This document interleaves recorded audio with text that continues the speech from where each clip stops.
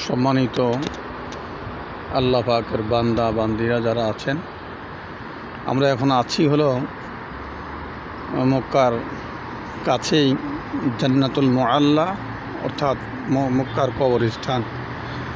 যেখানে অনেক নবী রাসূলদের কবর, অনেক নবী রাসূল সাহাবায়ে কেরামদের কবর যারা এখানে শায়িত আছেন। এর সাথে আমাদের প্রিয় নবীজির সবচাইতে বিবিদের মধ্যে যিনি সবচাইতে প্রিয় ছিলেন এবং নবীজিকে ছায়ার মতো যিনি আগলে রেখেছিলেন, দুনিয়ার মধ্যে সবচাইতে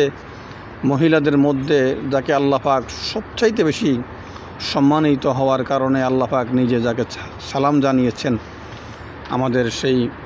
মা খাদিজাতুল কুবরা রাদিয়াল্লাহু তাআলা আনহার এখানে কবর। এর সাথে আমাদের প্রিয় নবীজির